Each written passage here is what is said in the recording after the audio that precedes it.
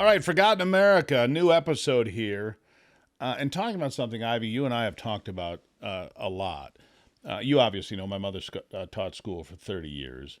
And you had a chance to meet her before she passed and talk about some of those things. But these things that are going on in schools today, and I don't care if it's Michigan where we live or Mississippi or Montana or wherever all over this country, there's a loss of control in the classroom. And you think because of the lack of teacher control in the classroom, violence, all sorts of Disrespect. disrespect is something we come back to a lot. You think that permeates into the rest of the world because of that? Well, I think there's a lot of issues happening in the classroom today, but yes, I think disorder is definitely one that I would say is one of the top 10 issues. Because if you don't have order in the classroom, how are they going to learn anything? Now, there is something to be said about what they're learning in the classroom, Right. and that is a questionable thing as well. But yes, having respect for those who are in authority, like teachers, That's and right. then and Or we for can fellow we can students. continue talking about what they're teaching. But yeah, I think that is definitely something that is a big concern of mine. If you don't have order in the classrooms, how can you have order in society as they get older? Yeah. And try to, if they're going to be respecting authority, they can't even respect their teacher. Right. Basically, what you see are these flash mobs inside the classroom. And sometimes it's violence, sometimes it's yelling. The teachers become the target of Yeah. anger. But then you see flash mobs out on the streets, and these Well, kids. when you were going to school, did you have a lot of disruption like that? Was your classroom Besides me? besides you? Yes. No, besides me, not really. I was encouraged to not attend school on occasion, but that was different. It wasn't this open. It's almost like the students have declared war on the schoolhouse completely. A lot of them, not all of them. But Well, a there lot might of be them. some boredom issues there too, right? There could be. Because if they're bored of what they're learning and there's nothing, they don't see any value in what they're learning, and the teachers don't have any way to discipline the students, then you're going to have chaos. Right. All right. So we've got somebody stopping in today who's focused his attention and his energy on the classroom and what's going on. We're going to talk about safety in the classroom. We're going to talk about the chaos, the disrespect, and what they're teaching there. Alvin Lui is joining us. He is the president and founder of Courage is a Habit. Alvin, thank you for being here. Thank you for having me. It's an honor to be in your show here, and it's good to see you again. Nice to meet you, Ivy. Nice to meet you as well. Okay, so my mother, like I said, taught fifth grade for 30 years. And she left about 1993 because she said at that time they'd taken the last vestige of control away from her. You couldn't touch an unruly student that was completely out of control. You couldn't restrain him. You couldn't do anything. Because if you did, the school was going to get sued. And so she left the teaching profession. And I want to talk about that a little bit. What we were just talking about here, a lack of respect in the classroom, chaos in the classroom, violence. I mean, how many videos do we have to see of teachers literally being beaten down, punched in the face sometimes by these kids who, by the way, have no consequences, Alvin? I mean, the classroom, unfortunately, in 2026 has become a dangerous place for the teachers and the students oftentimes. What would you say about that? Well, it really has, and the one thing I want to say about that is that's by intention, and there's a very good reason for that. I think you guys had touched upon it a little bit a few minutes ago about how you're setting them up on how to behave in society. So I think there's still a false premise by most Americans that government K through 12, it's still about academics. Because we hear it all the time at Courage is a Habit, of course, because we deal with parents all over the country.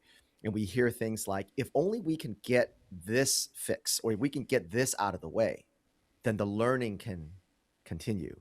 But I think Ivy hit it best. What are they learning? And so we blame a lot of these different things, these exterior things like, oh, it's the cell phone. Oh, if only we had, get rid of this teacher or get rid of this book, then the academics will continue.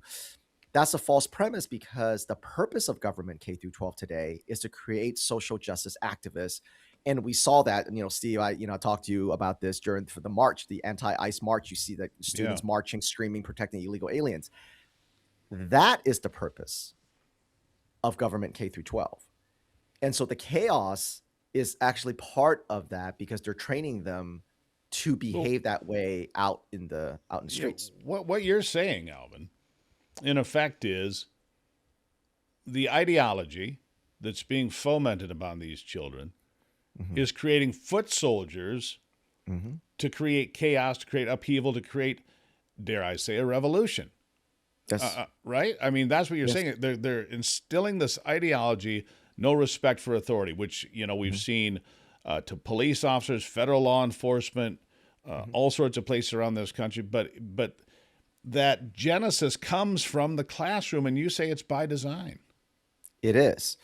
So when we talk about one of the tools that we have at Courage is a Habit, if you go to courageasahabit.org, you can search on a tool called Chaos in the Classroom. And we explain what restorative justice is. And restorative justice says that if a child commits a crime, you have to look at the color and the sex and the marginalized group that the child belongs to. And then you also have a look at the victim. So when we were going to school, there was zero tolerance, meaning that if you had violence, you would get suspended, and then one more time you get expelled. So today, Absolutely. the zero tolerance is gone because that was racist, that was oppressive, and they replaced it with restorative justice. So now, stop me if this sounds familiar. When a crime is committed, they look at who committed the crime and who the victim is. Doesn't that sound like what Mm-hmm. legacy media does? We always know if the perpetrator, what color the perpetrator is by what they say or don't say. If it's a Well, white guy, white man, blah, blah, blah. If it's a black guy, Ohio man, Mm-hmm. or drives whatever, car, right? A bumps local car, bump resident, age accidentally. 35. You're Local, exactly right, right. They right. totally omit anything that would identify the person from that, as they say, marginalized group. It's omitted, right? Right. And so the way but you can't get there right away. That's what the K through 12 is for, is training. So in restorative justice, it says if a the perpetrator beats the victim, instead of the discipline going to the perpetrator, they both now have to sit down, and the victim now has to also understand why he did what he did.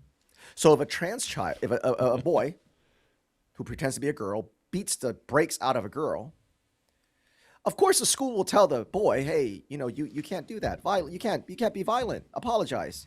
Boy goes, okay, sorry. And then now girl, the female that's gotten her nose broken in and the brakes break out of her, you also have to understand why he did that. Because as a trans child, he is marginalized. He doesn't feel accepted. This is why we need anti-bullying, be kind, and social emotional learning. So now she has to, through her black eye, understand his perspective.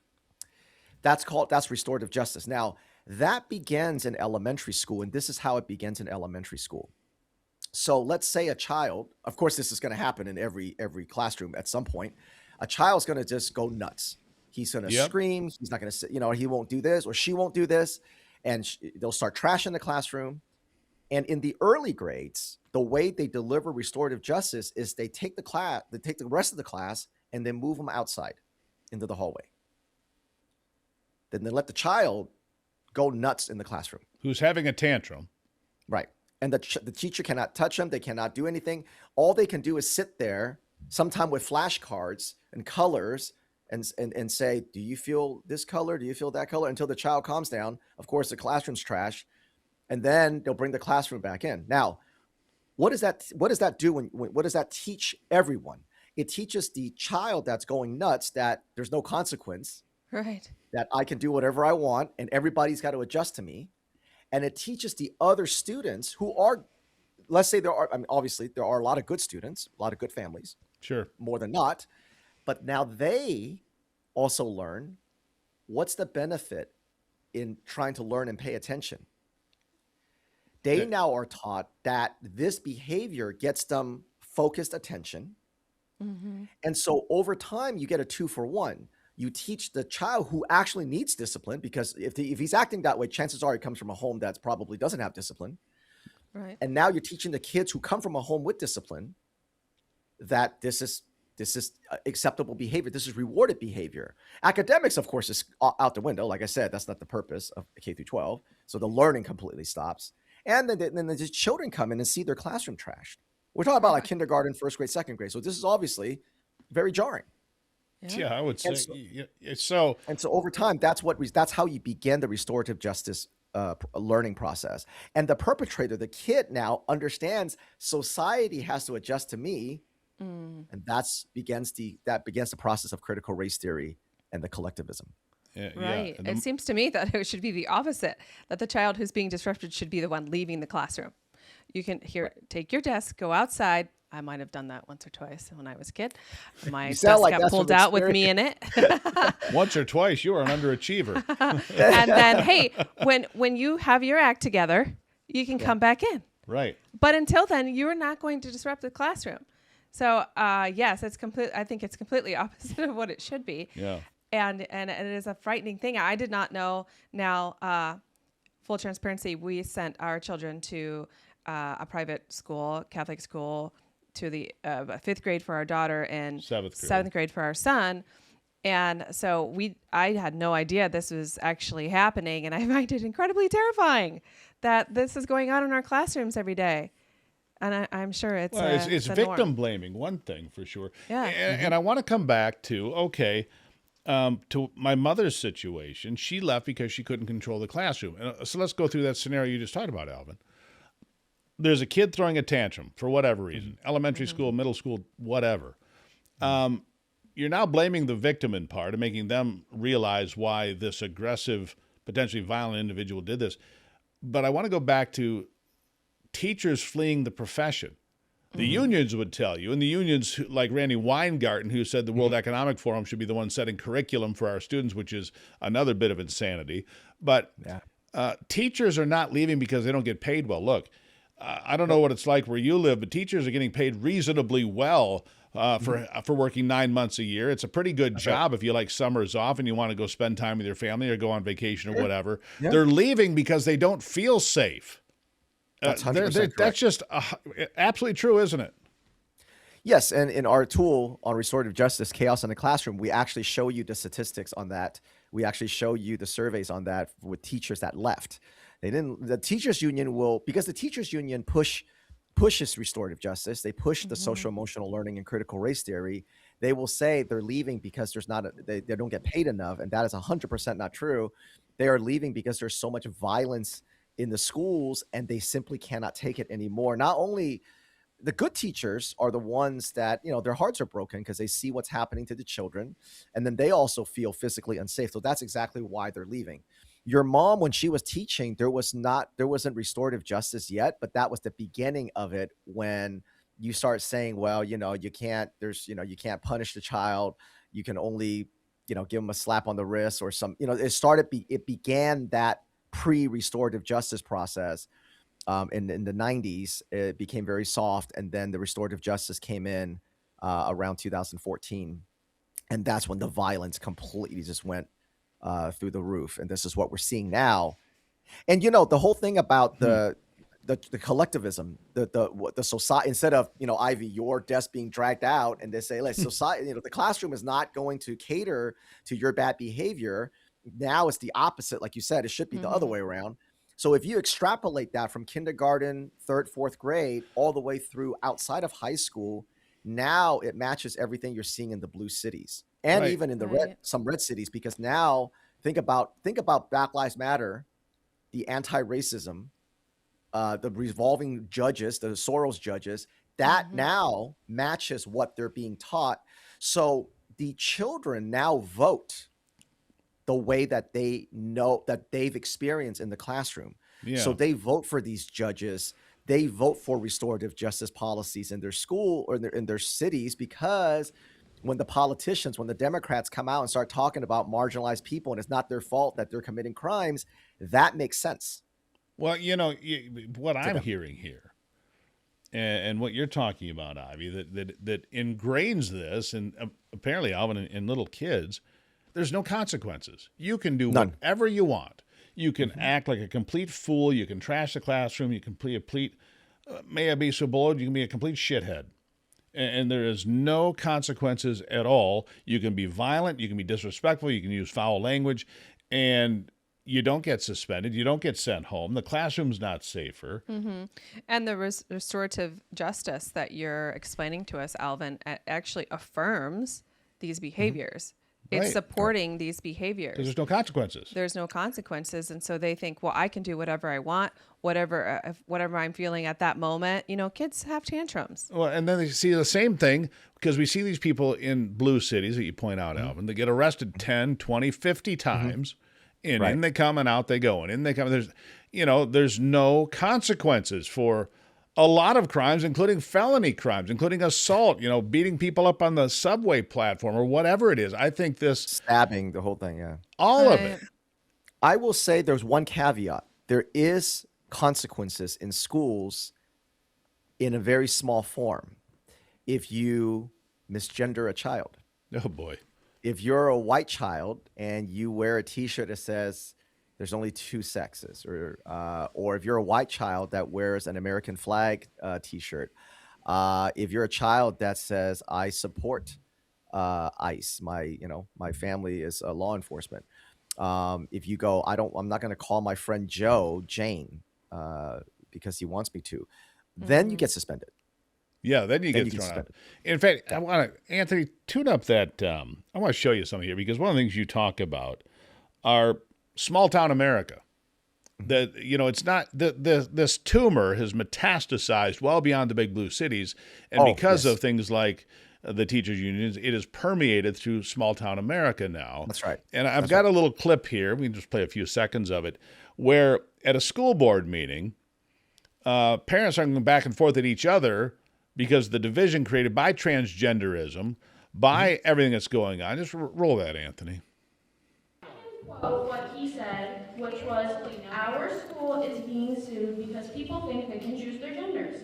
He said this loudly and disrespectfully behind the student, and I was there, so I am a witness to this.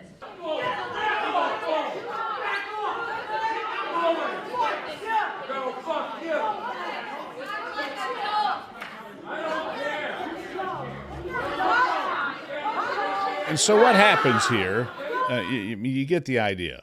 This is dividing communities. These are communities that used to Steve, be. So what was happening there? Because I did not see that prior to this. So the woman was up there talking about. Her daughter went up to complain to the school board about being misgendered, right? Okay. And so you can hear one of the other parents behind him going, "So what?" Right? And then I can add some context to that because I actually I actually know the story out of Maine. Okay. I had spoke to the guardians of it. And so this actually is a great lead into what the schools do through mental health. So this young boy, this is middle school, he was walking with his friend down the hallway, having just a conversation with his friend. And that school is being sued because they allowed a male in a all-female cheerleading squad. right. And so the parents are suing them. And so the child in question, this boy, said to his friend, it's really sad that our school is being sued because a boy can pick their gender. That's what he said. So that's what he said. And that's what he said. And Offended somebody. someone hurt him, Yep. a brainwashed child, someone who's brainwashed in transgenderism, and you got to be an ally. And so they reported him to a school counselor. The school counselor told the assistant principal, and they suspended him for 3 days. Like I said earlier, there are consequences For him. on things like this. For him. For telling the truth. I mean, look, biological dimorphism is first grade science, maybe kindergarten science. It's simply that there is a difference between male and female. Human, non-human, doesn't matter. Right. Biological dimorphism is simple stuff.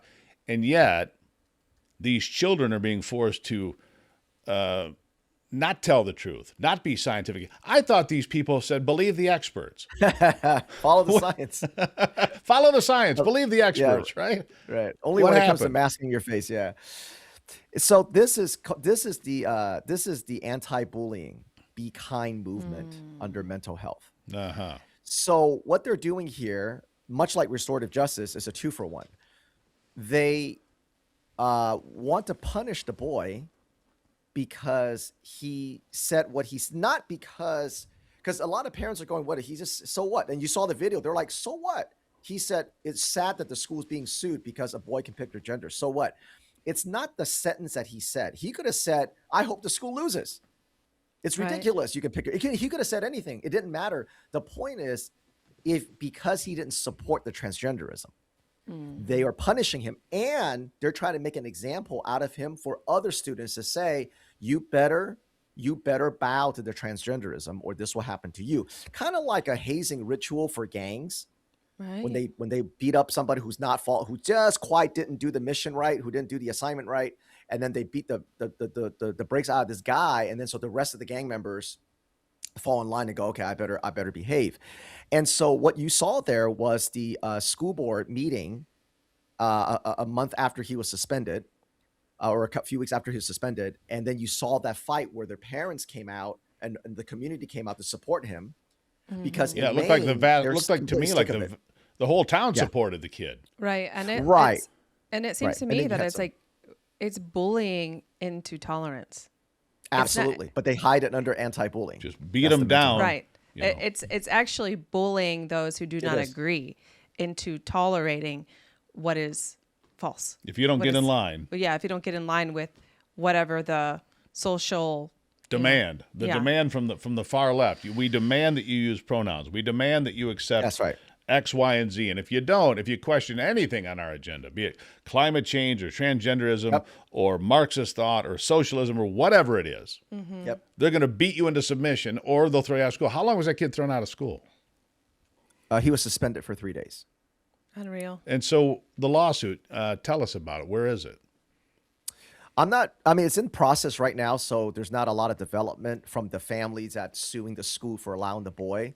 Obviously, they have a great case simply because of Title IX and especially the decisions of the Supreme Court. So they have a very good chance that they're going to win that.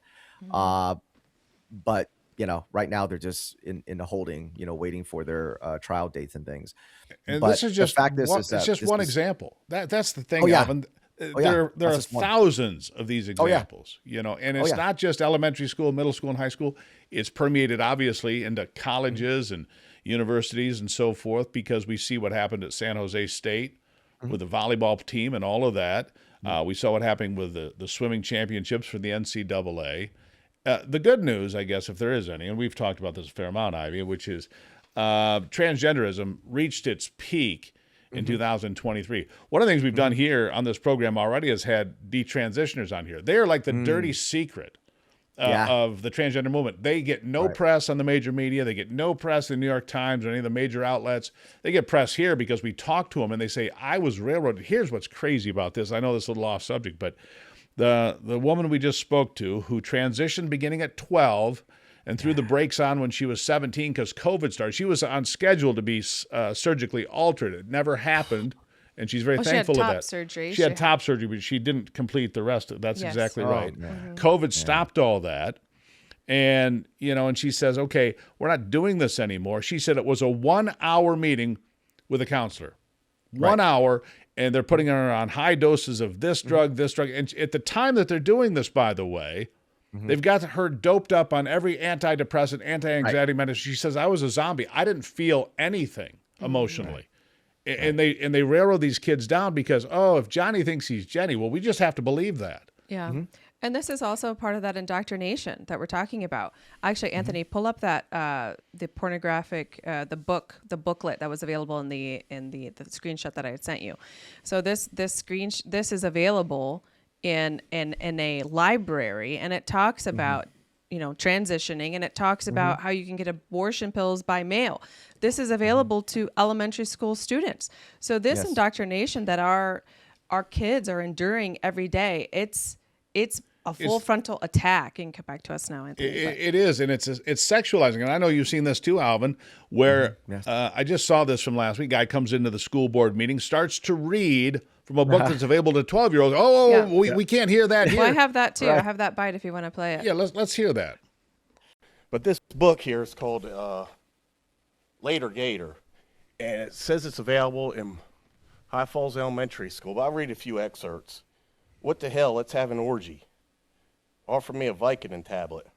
Have you ever given Logan a blowjob? No blowjobs for you, Missy. Is he going to blow his wad again? Prematurely, I mean. Did you drink too much peppermint schnapps? Parade through the mall with marshmallows on my nipples. Are you going to have sex with him? It'll bring you closer. That goes on and on like this. Right here, I don't understand the point of a dildo. I mean, that goes on and on. now, I don't know. Maybe you have a better handle on this, Alvin. I mean, I see these and I'm thinking, well, that's not available in my school. But I don't go look through the library either. And so therefore, I'm not It sure is. that. Yeah, I mean, I don't know if it's sure either. yeah. That's- Well, I know that it there is. was a couple of discussions recently, and maybe this was like just before COVID happened, and there was a woman that went through the public school library, and she was like, she pointed out a couple books, and they since had those removed. I mean, it's Yeah. been a few years now, but oh my gosh, One of the this most is- offensive books that I've heard quoted, and the guy got stopped at his school board meeting. This book is gay, right? And you know that book, obviously. I do, yeah. Right. Right. What is the obsession with these people? It's not just about transgenderism. It's not just about no consequences in the classroom. What is this obsession with sexualizing elementary school kids? I mean, honest, I think that's a sickness for the adults.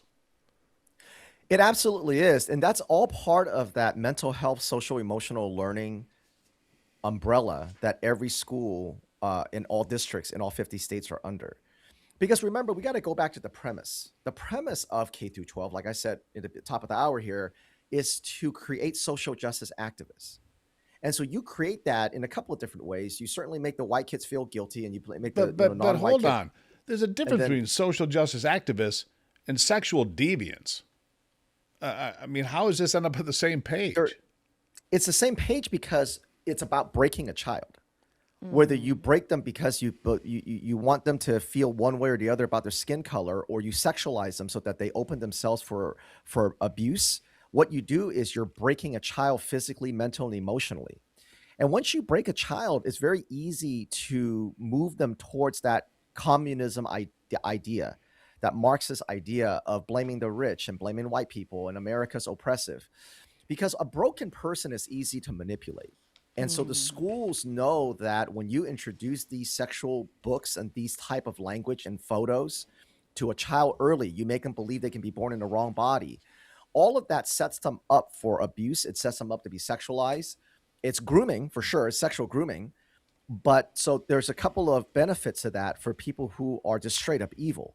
The first benefit, of That's course, the is word. you set them up for sexual abuse. So that's benefiting those who are sexual deviants, the transgender cult, the drag queen story hour. So you've got that side of things. Sure. And then the other benefit is that you make them into screaming lunatics out at your state house, screaming trans rights or human rights. And it doesn't matter at all. Once you break a child like this and you sexualize them into this world, it gets sucked into climate changeism. This is why every time you see a climate change activist, they almost always are also part of the transgender cult. Yeah, it's all under the same umbrella. You're right. It is.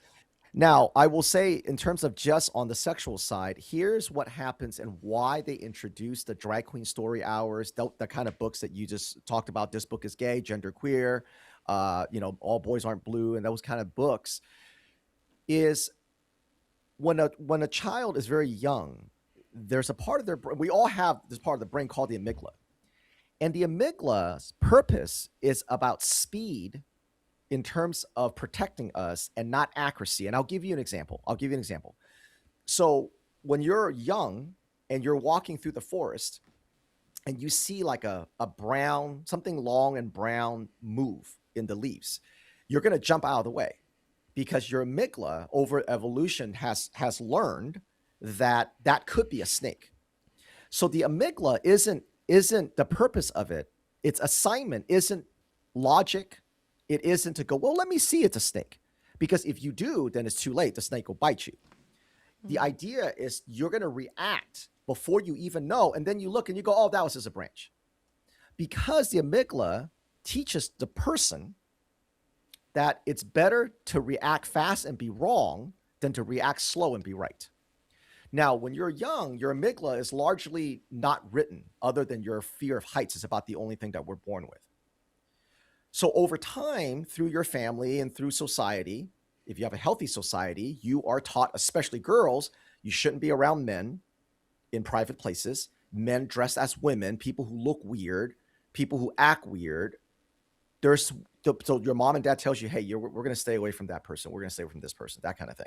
And so your amygdala starts to be written when you're young.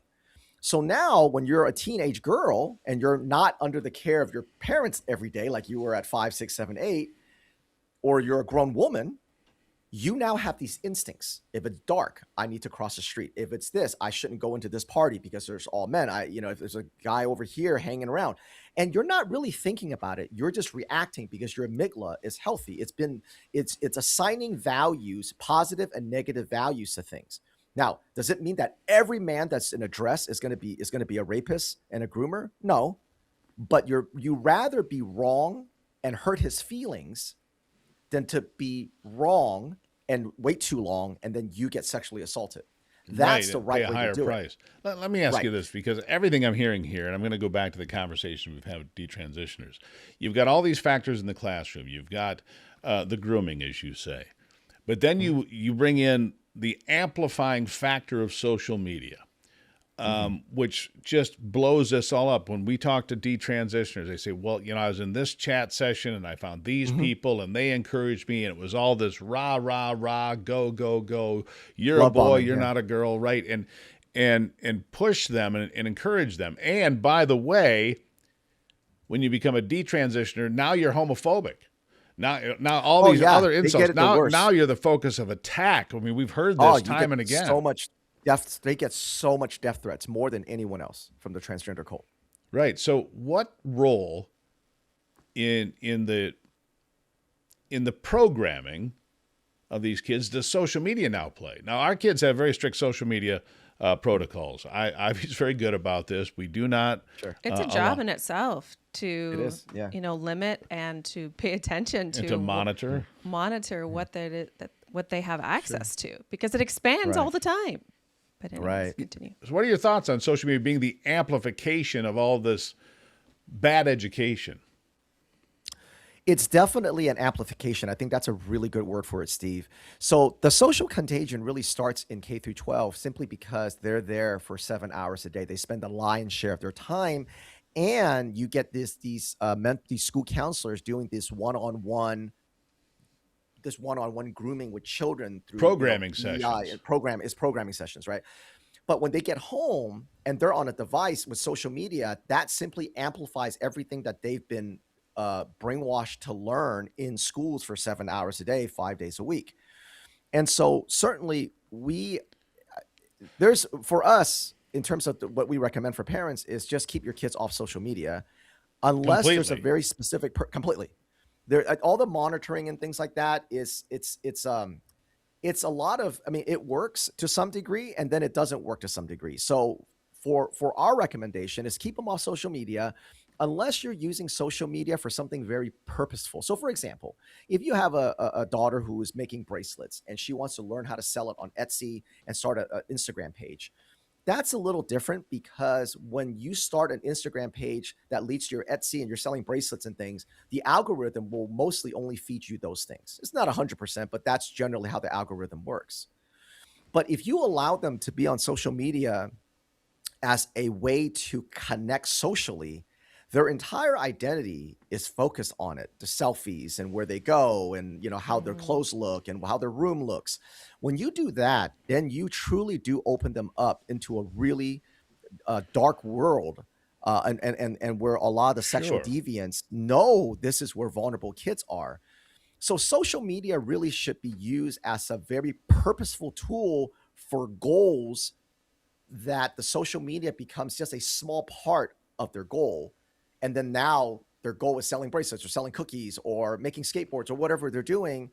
And that's okay to, again, if they're a certain age, but sure.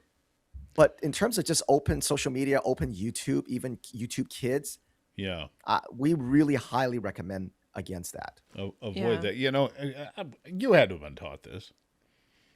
Me, not so much. My mother hoped that I would be kidnapped, I think, sometimes. But all kidding aside. Here you are. Yeah, here I am. Right. But you don't talk to strangers. Yeah. And the internet social media, whatever, it's all strangers. And once and I want to go back to what you said, Alvin, you've groomed these kids to have to been conditioned to react in certain ways. Now you've got a place that's full of predators. I mean, child traffickers, sexual predators, all this in a place. And we've conditioned these kids to become victims, haven't we? We have, because through inclusion, the lie of inclusion, we have groomed a generation or two now of kids whose amygdala has no operational defense for them. They rather put themselves in harm's way than to offend somebody or hurt their feelings or make them feel unseen and unheard.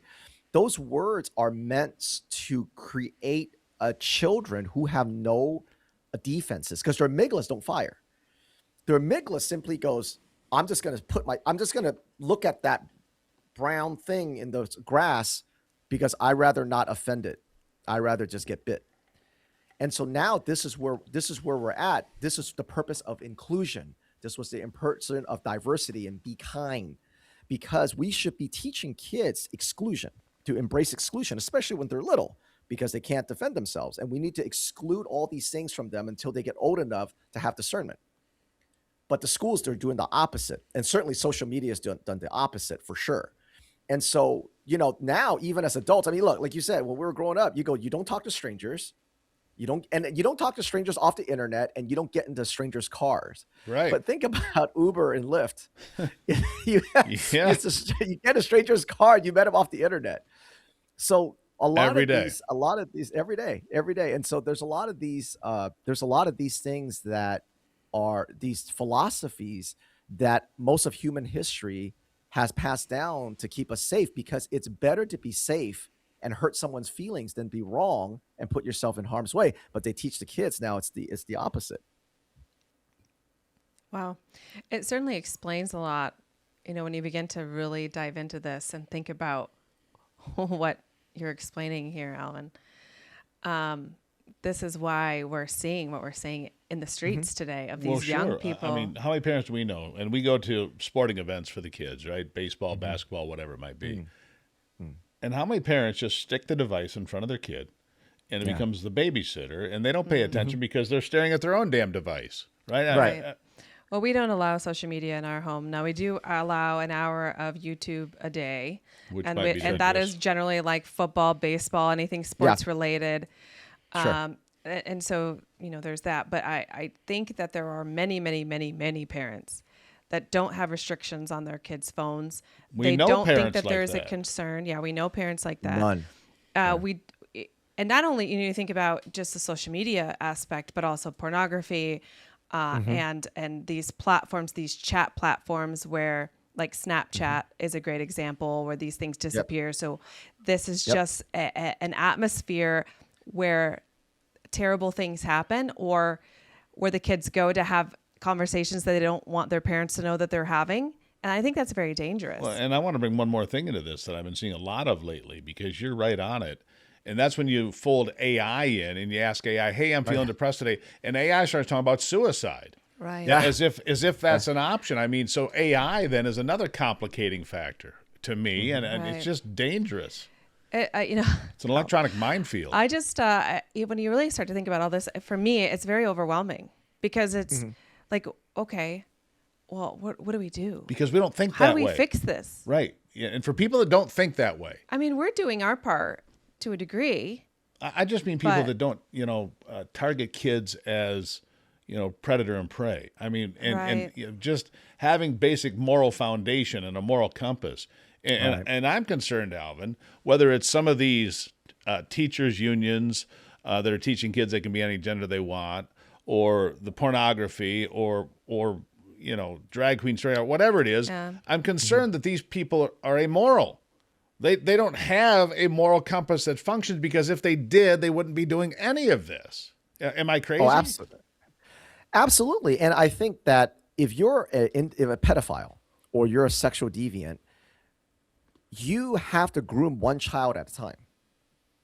You have to get them on chat, get them on social media, and obviously the idea is to get them out of the house. Right. But with K through 12, our government K through 12 funded by our tax dollars, they're doing 80-90% of the grooming Yeah. for So, these so to deviants. you, it's just so when you look at a systemic rot Mhm. that's being inflicted on one, maybe two generations, as you mentioned, the systemic rot begins when that kid walks through the door of a public school. It 100% does. And so here's the best, because when we talk about things like social emotional learning or these things, what social emotional learning brought in, the mental health, the restorative justice, everything we talked about today, it's hard for people to see it in the bigger picture because we're talking about it in compartmentalized vacuum. So let me give you kind of a general example that really helps people understand it.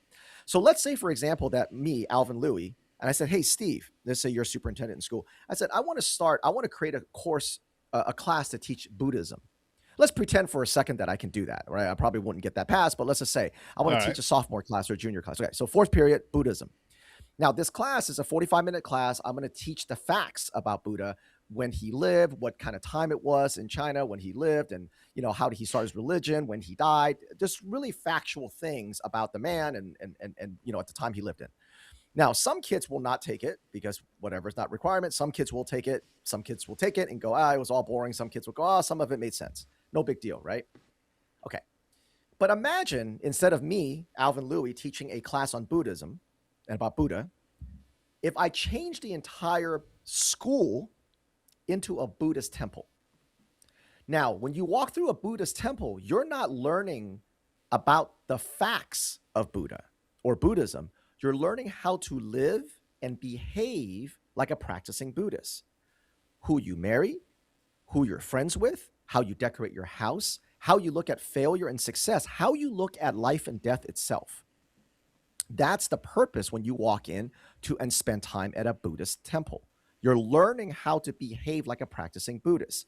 Now, replace everything I said about Buddha and Buddhism and replace it with critical race theory, critical race theorists, or a transgender activist.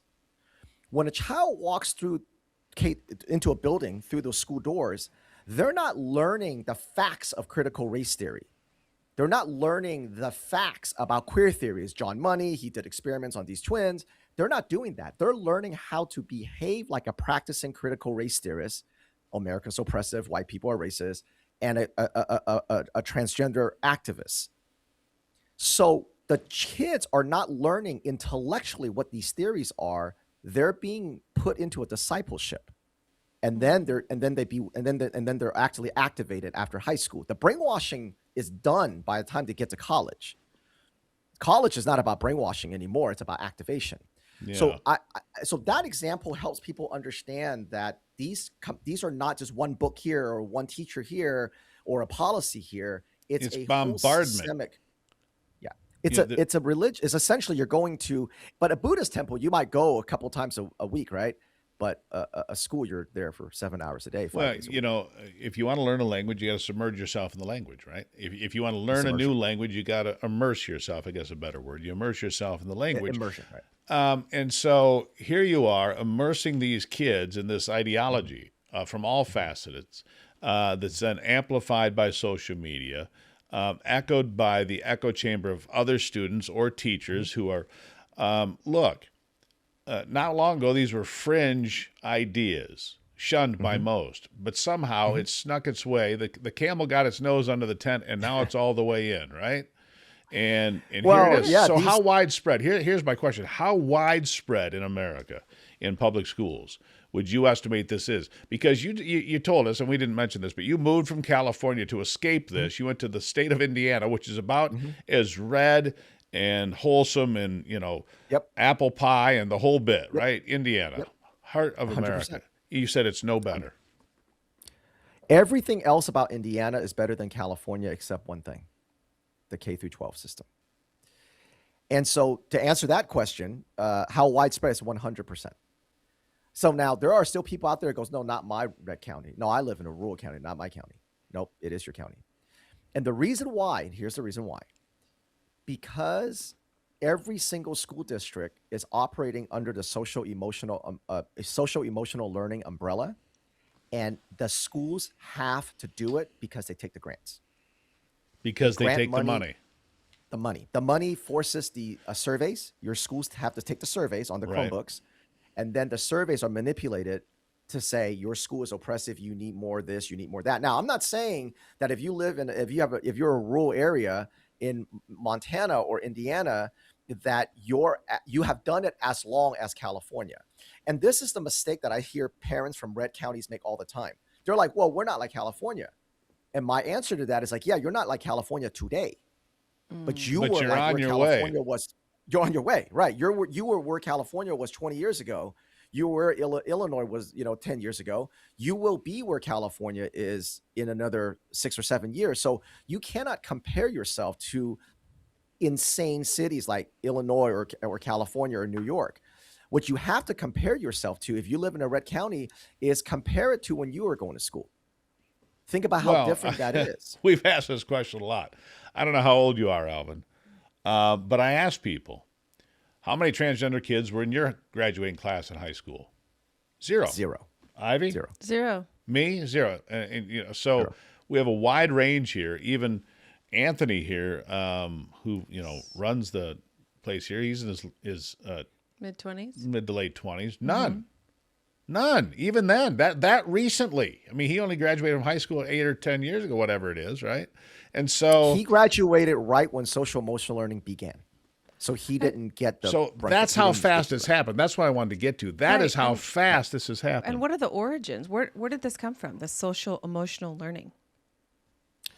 So the social emotional learning is ran by an organization called CASEL. It's CASEL, the Collaborative and Social Emotional Learning collaboration of and social emotional learning or something like that. But it's CASEL, and there are about probably at this point probably like 200 SEL vendors and data collectors that run. when you say vendors, you mean textbooks? Vendors meaning private companies. Okay. Private but companies, nonprofits. They're providing and what? They are doing a couple of things: professional development, Yeah. curriculum for teachers to use, Yeah. professional development for teachers and school counselors, and then they do the data collection. They do surveys for children, and they collect the data, and then they manipulate the data to say your school's oppressive, kids are not learning, you need more social emotional learning, and then that's how they keep justifying Well- more and more budget. If they came in and said, "Hey, your school's great," no money to be made doing that. There's No money to do be that, made right. saying, Nope, "Hey, everything's right. great." When you Everything's bring in great. a consultant- Congratulations. Yeah, when Yep. you bring in a You- consultant, you've achieved equity. Congratulations. Yeah. Your school's no longer racist. Yeah, it's not going to happen. that's never And going to happen. so- It's a money generating. It's an industry, is what you're telling me. Oh, it's a multi-billion-dollar industry, this SEL, this mental health. And it obviously the government K through 12 has always meant to create these kind of mindless workers. But when we're talking about the modern indoctrination, like how fast it really hit between the 90s and early 2000s and now, we're talking about the social emotional learning when they finally clicked for them. They've been trying to do this since the 80s, but it finally clicked when they were able to use the grants to control all 50 states, all the school districts. Just before, you couldn't do it. If you didn't have that big string, you're still going to get these rural areas that's not going to have critical race theory and queer theory, right? Right. So that came in under the Obama administration. Of course, it His did. Department of Education, which should shock nobody that follows you, Steve, Yeah. or you.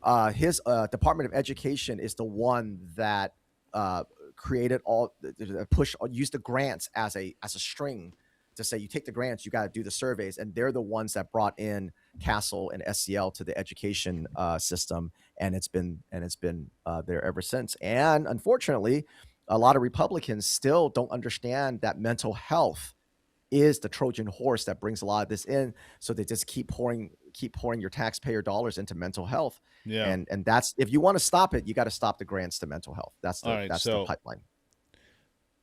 I don't want to leave this.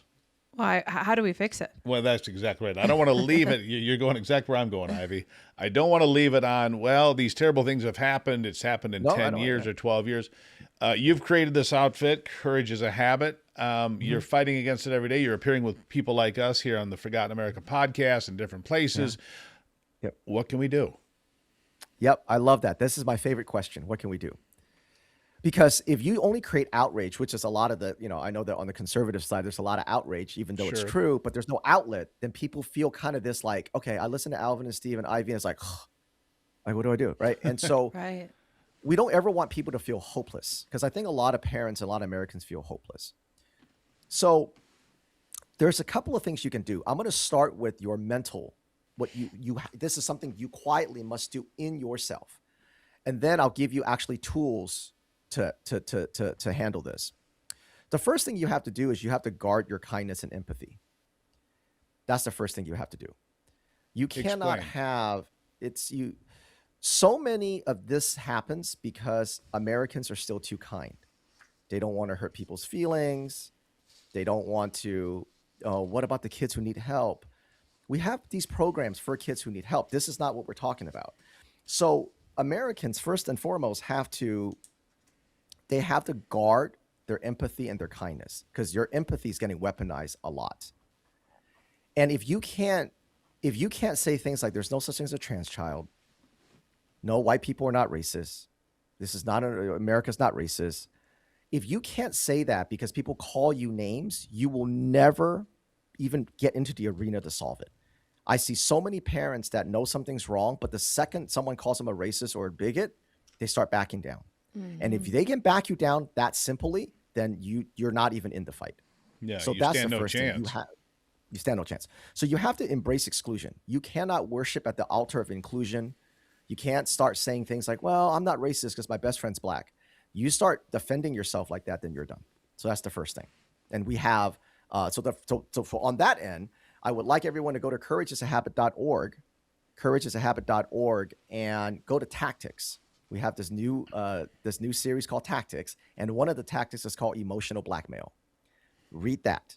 We help you rewrite some of that part of your emotion and mental part of you that steels yourself for this. Because if you want to solve this problem in K through 12 and you truly want to make a difference, they will try to weaponize the hell out of your empathy and your kindness. And you have to be able to stand against that. And that is courageisahabit.org. Courageisahabit.org. Yes. Okay. And tactics. And tactics. Under tactics is emotional blackmail. Got it. And then after that, we have some things for parents to do. The very first thing is right now, depending on when you release this episode, it's under Tool of the Week, and it's called the cease and desist policies, canceling student social transition. Cease and desist policies, concealing student social transition. And that is a toolkit that we wrote for parents to send to their school. It's a letter that you send to your school. It's a demand letter you send to your school, leveraging the recent Supreme Court decision that schools cannot be forced to keep transgender secrets. Yeah, I want that. Now, what else is in the cease and desist? I have a little more on that. We teach you how to use it. Because a lot of parents don't know how to send the letters or how to send the emails and then how to leverage it. Because if you only look at a Supreme Court decision and you don't actually leverage it, the schools they won't stop. They're not going to go, well, right. We gave it the old college try. Let's just pack up the trans flag and we're out of here, right? The Supreme Court said so. Right. If no one's paying attention, they're going to continue right down the path that they've always gone. Right. They call DEI something else. They just change the name. They put a different tie on it and away they go. Right. So that's the first thing. And then I want everybody to go under tactics and click on Parent 101. The Parent 101 is where we curate our tools and say, look, if this is all pretty new to you and you're like, what is going on? We give you the tools to know how to begin to do something about it. Get your kids out of the data collection. We give you opt-outs for data collection. And then, so that's the second thing I want you to do. Well, I guess third thing, you got the emotional blackmail. You got to steel yourself there, and then go to the emotional blackmail under tactics. So I guess that's the same thing. So second thing is I want you to go to Parent 101, and we give you that. And then the third thing I want you to do is I want you to click on courageisahabit.org, go to collections, and click on exposing the American School Counselor Association. And I want everyone to understand this is where you want to target your efforts. on the mental health and the school counselors, and we also give you an opt-out. And we want you to flood your schools, even if you're living in a rural school, okay? Even if you're in a red state, especially if you're in a blue state, but even if you're in a red county, I want you to get other parents to turn in this opt-out form to say, my child will not meet with any mental health professionals. You will not be able to solve this problem, even make a dent, if you continue to allowing the mental health school counselors having access to your children. You will never ever get begin to pull the thread on this. So, and then when you start to do that, they're going to start coming after your empathy and your kindness. And so you got to steel yourself. So those three things, tactics, emotional blackmail, tactics, parent 101, and collections exposing the American School Counselor Association behind closed doors. If you Tell me do about, that, let's focus on that for a second. The American School Counselor Association. Mm-hmm. What do they teach their members? What are they pushing into the schools? What kind of darkness comes with them? everything we've been talking about here today, DEI, anti-white, anti-America, they're big foot soldiers. They're the biggest foot soldiers of the transgender cult.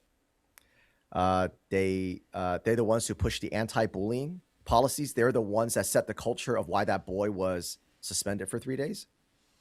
That comes from the school counselor. They teach their school counselors to keep transgender secrets from parents. That comes from the school counselors. They're the ones that deem the parents unsafe and abusive because they're not calling their child by the opposite sex. So all that comes from the school counselors, not the teachers. Certainly the teachers union push it. Of course they do. And the teachers, they're trained in that during the teachers colleges and things of that nature. And then like I said, the teachers union pushed it really hard. Right. But from a day-to-day standpoint, it's the school counselors and the mental health. So you must get your child out of the mental health cycle. We touched on this, but I just want you to weigh in on the Supreme Court decision telling California you cannot hide the transitioning of a child coming to your school. You cannot lie or deceive the parents going forward. Pretty important Supreme Court decision, to say the least. But Yes. You look at the American School Counselors Association and others, will they heed the Supreme Court's decision or just rename things, move things around, and keep playing the same damaging games with our kids? Oh, 100% they won't. They won't listen to it. They're trained not to because they're trained to be missionaries, and they truly believe that they're saving your kids from you. They truly believe that. That's their training that they come through. So they've got a God complex. 100%. They have a savior complex. Yeah. They have a savior complex. They truly Both. believe they're missionaries. Yeah. They're both. They truly believe that the mission, your children are their mission, and that they got to get as many children away from these bigoted, transphobic parents as possible. Wow. And so the parents have to make them stop. And the only way that they'll stop is if enough parents put them in a position that they're gonna get their rear end sued off of them. Because here's the thing that a lot of people still have a misconception about the law. When you see a law passed by Congress or a law, a decision made by the Supreme Court, everybody believes that the law is proactive. But the laws are not proactive. They're reactive. So we have laws on the books to to say you can't murder somebody. But the law, it's not murdering someone. That law doesn't keep anybody from killing anyone. Right. What that law does is that if you capture the murderer, you punish him. Unless you're in like a blue city like San Francisco, then you give him a medal. Right. But There's that. but other than that, right? So the law is reactive. So when you see a Supreme Court case, one of the things that even our side does it a lot, and even the people that the organizations that we have a high respect for, they couch it in a way where it makes parents go, "Yay, we've won," and that's a big mistake because then they stop actually taking action, and so we don't want that. If you see a great gift, I call it a gift. I called it a gift when you see something like the Supreme Court case. I was thrilled. But I call it a shield and a sword. They just lay down the shield and sword for you, but you got to pick it up. And if you don't pick it up, then that shield and sword just lays there and is useless. And the schools will continue doing, nothing will change. So when you get, these laws passed, like, if in Congress or in your states, like Indiana passed some great laws about, men and women's sports and things of that nature, about certain books in schools. But if you don't go and use that law as an offensive weapon, then nothing's going to happen. And so this is why at Courage is a Habit, we don't just talk about the problem. We actually give you things to Tools. You have to do it. You have to do it. I don't care how big you are. It doesn't matter what Courage is a Habit. It doesn't matter what organization. We cannot protect your kids for you. We can only give you the tools to do it, and then mentally help you, train you to steel yourself from all the emotional blackmail and all the deception. I think it extends beyond parents, actually. I think this is an all-of-community effort. It has to be, because even if you don't have kids in the school anymore or grandkids, you're still in this community. You're still in this country. We still have to protect ourselves from this kind of insanity. Well, we talk about all the time. It's one thing to talk about change, but it's another thing to actually act on your desire to change, for things to change. Yeah. And I think this is great that you give people the tools, because I'm immediately going to go and do this. And we're going to share this far and wide so that other parents have the tools to do it, because it's so important. I mean, I didn't even consider that a counselor could be talking to our son about his mental health. Right. Never crossed That's my all mind they do. either. And 80% that of their work time. Go ahead. 30% what? 80% of their time 80. is spent dealing with kids one-on-one. Yeah, The school counselors are the most dangerous profession because they're the only role in all of K through 12 that has one-on-one access to a child. Right. So they have potentially great influence, especially over a kid who's already been groomed through elementary school or middle school, wherever they might encounter them. They have greater power because of the groundwork that's already been done by the DEI and the nonsense already. Bring me back to one of Ivy's favorite words is steadfast. And we have to be on this point because, look, it's the future of not my kids, your kids, everybody's kids, and where we end up in 10 years or 25, right? I mean, it's imperative that we do these things. And I think you're right. We need to get this out there in front of as many people as possible. Absolutely. And I don't know about you, but this makes me a bit angry. A little bit. Because, I mean, this is a full frontal attack on our children and manipulating their minds and their emotions to create little, socialist activists. And, you just wake up one day, they're a kid, they're 3 to 5 years old, then now they're a teenager and they're in college, and you're going, what happened? Where did I go wrong? Right. Well, it was all this manipulation this whole time. Yeah, you're getting gamed. Yeah. Getting gamed the whole time. Anyhow. Alvin, let me have you do this. Just give us your final thoughts. It's been a great conversation. I look forward to people listening to this saying, my gosh, I didn't realize that, because I feel that way, and I do feel anger. Because you're manipulating our children right under our noses while we're busy at work or making dinner or going to basketball practice or whatever. It's a busy world. And so they slip this in and reinforce it and create this grooming was the right word that you used. Absolutely. So last word to you. You're absolutely right, Steve, that when you have school-age children, it is the most busiest time of the year, or time of a lifetime for people. Also, we're also very conscious that when you have school-age children, oftentimes you also have aging parents. So this 10, 15 year for a human being in America is really the most busy, because you've got young children and oftentimes you got older parents. And so the schools take advantage of that, knowing that you drop your kids off, you think school is still the school that you went to, and then they throw words at you like belonging and anti-bullying and be kind, and you're thinking, that sounds great. Not understanding that they don't use the words that the way you use it. So my final thoughts are really two things. Number one, always ask yourself this question. One question: through whose lens? Every time the schools try to gaslight you and say, oh, we're not teaching that. That's just right-wing conspiracy theory. We just teach empathy. Ask yourself through whose lens? Because they have the empathy for the boy that walks into your girl's bathroom, not your daughter. And so this is why our tactics give you those questions to ask and know how to ask it, so that you go 3 levels deep. Because if you only listen to them that first level, they're going to fool you. That's the first thing. So ask yourself, through whose lens? And the second thing is, no matter how afraid you are of the labels when you go stand up for your child, imagine how much worse it will be for your children.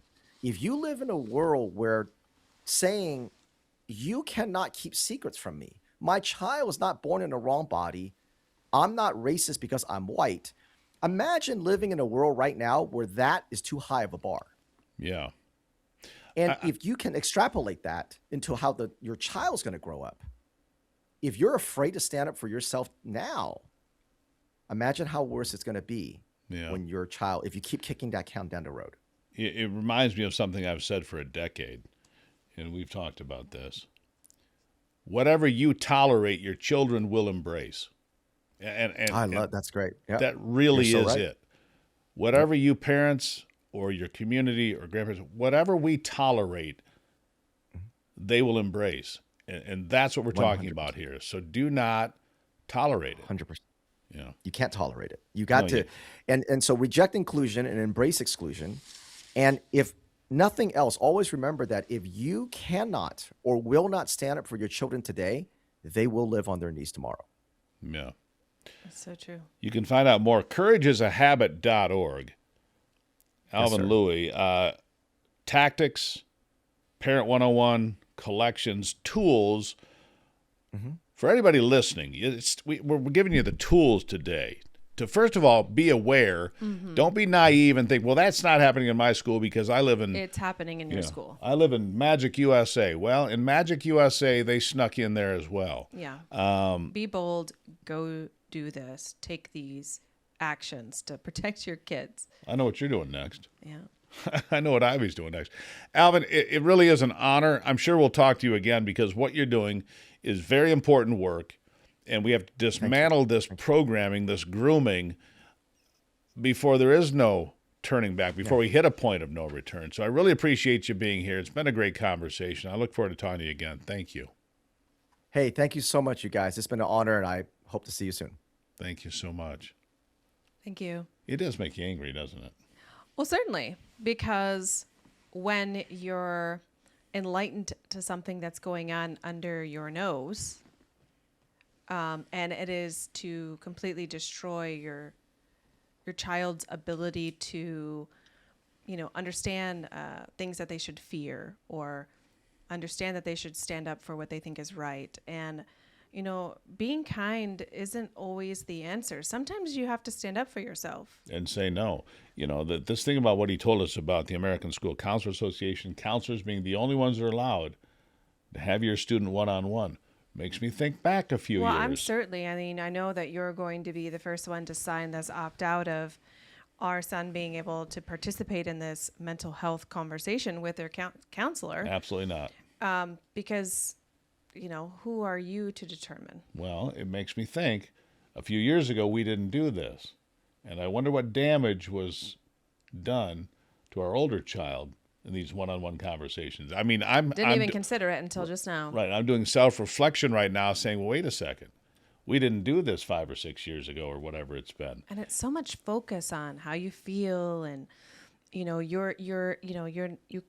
if you're white, you're just inferior Or you're the enemy. Yeah, or you're the enemy or, let's go down the gamut of things that seems to be, the highlight of modern culture these days. Yeah. But nothing that we talked about was about reading, writing, and arithmetic in our schools. It's about indoctrination. It's about Manipulation. And Control. It's gotta stop. Absolutely. To create an activist society for... And here's how it fits into our conversation about Forgotten America. I've driven by the schools ever since I left, and I just assume they're teaching the same stuff to those just like kids you they said, taught me. Alvin just said that same thing. Yeah, but they're not teaching the same things anymore. They're not. Well, they're not teaching. I'm not sure what they're teaching, to be honest, other than indoctrination. Right. You're on it. I'm on it. All right. One last time, CourageIsAHabit.org. What a great conversation. Really appreciate Alvin Lui being here today, and we'll talk to you guys again soon. This is Forgotten America. Make sure you go to YouTube for more episodes. Make sure you become a subscriber. Smash the like button. All sorts of different kinds of conversations. That's our goal here. I think we're doing all right. Yeah, and please share this conversation far and wide. Put it on your, parent pages so that you can push back against this. It is so needed today. It is happening in your school no matter where you are. 100% of the schools, unfortunately, are being targeted, and you have to be the one to push back. And if you don't, then there's unfortunately no hope. Right. So do your job, parents, grandparents, community members. Thanks for being here today. We'll talk to you again very soon on Forgotten America.